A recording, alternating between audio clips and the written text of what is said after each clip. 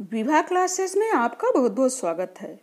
इस वीडियो में हम यह जानेंगे कि राज्य स्तर पर शासन कैसे कार्य करता है, लोकतंत्र में राज्य शासन किस तरह किया जाता है तथा विधानसभा के सदस्यों और मंत्रियों की क्या भूमिका है, लोक शासन के सामने अपने विचार कैसे रखते हैं या किसी कार्य की मांग कैसे कर सकते हैं। ये सब इस वीडियो के माध्यम से हम आपको बताएंगे। विधानसभा के सदस्य को विधायक यानी कि एमएलए कहा जाता है, मतलब मेंबर ऑफ लेजिस्लेटिव असेंबली। अब देखिए, एमएलए का चुनाव किसके द्वारा किया जाता है? जनता के द्वारा। फिर वे लेजिस्लेटिव असेंबली के मेंबर यानी कि विधानसभा के सदस्य बन जाते हैं और सरकार बनाते हैं। इस प्रकार विधायक जनता का प्रतिनिधित्व करते हैं, क्योंकि विधायक को जनता ही तो चुनकर भेजती है, तो इसीलिए विधायक जनता का प्रतिनिधित्व करते हैं। अब देखिए, भारत के हर राज्य में एक विधानसभा है। भारत के हर राज्य में एक विधानसभा है। हर राज्य कई निर्वाचन क्षेत्र में बटा हुआ है। भारत के हर राज्य में एक विधानसभा है और हर राज्य कई निर्वाचन क्षेत्र में बटा है। हर निर्वाचन क्षेत्र से जनता एक प्रतिनिधि चुनती है, जो विधानसभा का सदस्य यानी कि विधायक बन जाता है। चुनाव में लोग अलग अलग पार्टियों से खड़े होते हैं। देश में आपको पता है कि कई पार्टियां हैं, तो चुनाव में लोग अलग अलग पार्टियों से खड़े होते हैं। इसीलिए विधायक अलग अलग राजनीतिक दलों के होते हैं।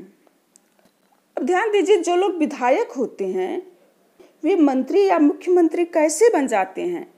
जिस राजनीतिक दल के विधायक आधे से अधिक निर्वाचन क्षेत्रों से जीत जाते हैं, राज्य में उस दल को बहुमत में माना जाता है। बहुमत प्राप्त करने वाले राजनीतिक दल को सत्ता पक्ष और अन्य सबको विरोधी पक्ष वाला कहा जाता है। जैसे मान लीजिए, किसी प्रदेश की विधानसभा में विधायकों के 68 निर्वाचन क्षेत्र हैं। चूंकि 68 निर्वाचन क्षेत्र है तो 68 विधायक चुन के आएंगे, तो कुल विधायकों की संख्या 68 है। तो बहुमत प्राप्त करने के लिए किसी भी राजनीतिक दल को 34 से अधिक विधायकों की आवश्यकता होगी। उदाहरण के लिए मान लीजिए, भारतीय जनता पार्टी के 44 विधायक विजयी हुए, इस कारण से उन्हें बहुमत मिल जाएगा और वे सत्ताधारी दल के सदस्य बन गए।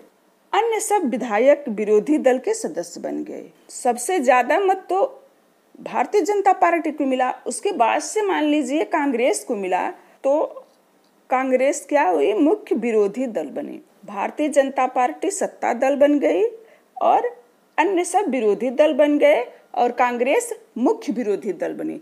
विरोधी पक्ष में से कुछ निर्दलीय उम्मीदवार भी होंगे जो चुनाव जीतकर आए होंगे। आगे समझिए, अब चुनाव के बाद अब सत्ताधारी दल के विधायक अपने नेता का चुनाव करते हैं, जो मुख्यमंत्री कहलाता है। और जब मुख्यमंत्री का चुनाव हो जाता है तो मुख्यमंत्री अन्य मंत्रियों की चयन करता है। तो सरकार शब्द से तात्पर्य शासन के विभिन्न विभागों मंत्रियों से होता है, जो उनके प्रभारी होते हैं। इन सब का सामूहिक प्रमुख मुख्यमंत्री होता है। तो यही सरकार की कार्यकारी हिस्सा यानी कार्यपालिका कहलाता है। उनके अलग अलग कार्यालय होते हैं। सारे विधायक जो विधानसभा में एकत्र होते हैं वो विधायिका भी कहा जाता है और व्यवस्थापिका भी कहा जाता है। विधायिका के रूप में वे सरकार के कार्यकारी हिस्से को काम करने का अधिकार देते हैं और फिर उनके काम का जांच भी करते हैं। विधायक सामूहिक रूप से सरकार के काम के लिए उत्तरदायी होते हैं। विधानसभा ऐसा स्थान होता है जहां सभी विधायक, चाहे वे सत्ताधारी दल के हों या विरोधी दल के हों, विभिन्न विषयों पर चर्चा करने के लिए एकत्रित होते हैं। मुख्यमंत्री तथा अन्य मंत्रियों का यह दायित्व है कि वो शासन के विभिन्न विभागों या मंत्रालयों को चलाएं। इस तरह कुछ विधायक की दोहरी जिम्मेदारी हो जाती है, एक विधायक के रूप में और दूसरे मंत्री के रूप में। तो आप समझ गए होंगे कि मुख्यमंत्री का चुनाव कैसे होता है कि चुनाव के बाद से जिस दल के उम्मीदवार ज्यादा मात्रा में चुनकर आते हैं वही अपने में से किसी एक को मुख्यमंत्री बनाते हैं, जिसमें राज्यपाल की स्वीकृति आवश्यक है और राज्यपाल मुख्यमंत्री मिलकर अन्य मंत्रियों को नियुक्त करते हैं, जिसे कि कार्यपालिका कहते हैं। तो मुख्यमंत्री तथा अन्य मंत्रियों का यह कर्तव्य है कि वे शासन के विभिन्न विभागों तथा मंत्रालयों को चलाएं। इस तरह से उनकी दोहरी भूमिका हो जाती है। शासन की कार्यप्रणाली को जरा देखें। देखिए, सिर्फ विधानसभा में ही सरकार के कार्य के बारे में टिक्का टिप्पणी और सरकार की कार्रवाई करने की मांग नहीं की जाती, बल्कि आप हमेशा देखते होंगे कि अखबारों में, टीवी चैनलों पर और अन्य संगठनों को सरकार के बारे में बात करते हुए देखते होंगे आप। लोकतंत्र में अनेक माध्यमों से लोग अपने विचार व्यक्त करते हैं और कार्रवाई करते हैं। कार्यकारी सभा के सदस्य होते हैं मुख्यमंत्री और अन्य मंत्री, स्वास्थ्य मंत्री, शिक्षा मंत्री। उन्हें समस्याओं पर कार्रवाई करनी होती है। जो समस्या होती है उस पर वे कार्रवाई करते हैं और वे कार्य किसके द्वारा करते हैं? विभिन्न विभागों द्वारा करवाते हैं, जैसे लोक निर्माण विभाग, कृषि विभाग, स्वास्थ्य विभाग, शिक्षा विभाग इत्यादि। इन्हें विधानसभा में, मतलब इन मुख्यमंत्री और कार्यपालिका को विधानसभा में उठाए गए प्रश्नों का भी उत्तर देना होता है और प्रश्न करने वाले लोगों को आश्वस्त करना होता है, मतलब संतोषजनक उत्तर देना होता है। और दूसरे माध्यमों से भी इन विषयों पर चर्चा होती है। सरकार को उसका जवाब देना पड़ता है। जैसे प्रेस वार्ता हुई, इस पर प्रेस वाले जो भी प्रश्न पूछेंगे उनका जवाब इनको देना पड़ेगा।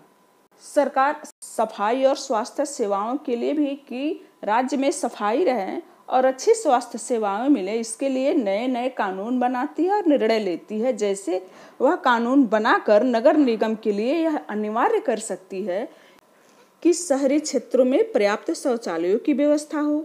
यह भी सुनिश्चित किया जा सकता है कि हर ग्राम में एक स्वास्थ्य कर्मी नियुक्त हो। किसी विषय पर कानून बनाने का यह कार्य प्रत्येक राज्य की विधानसभा द्वारा किया जाता है। इसके बाद विभिन्न शासकीय विभाग इन कानूनों को क्रियान्वित करते हैं। अब जितना कुछ मैंने बताया है उसका एक संक्षिप्त रूप देख लीजिए। लोकतंत्र में विधायकों के रूप में जनता अपने प्रतिनिधि चुनती है। इस तरह शासन मुख्यतः किसका हो जाता है? जनता का हो जाता है। फिर सत्ता पक्ष के सदस्य सरकार बनाते हैं और कुछ सदस्यों को मंत्री बनाया जाता है। ये सभी मंत्री सरकार के विभिन्न विभागों के प्रभारी भी होते हैं, जैसे स्वास्थ्य विभाग, शिक्षा विभाग, रेल विभाग इत्यादि।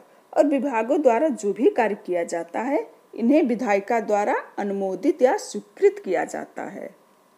तो इस तरह राज्य में शासन कैसे होता है, राज्य व्यवस्था कैसे की जाती है, ये सारी जानकारी इस वीडियो के माध्यम से आपको दे दिया गया। आशा है आपको समझ में आ गया होगा। अगले वीडियो में फिर मिलेंगे।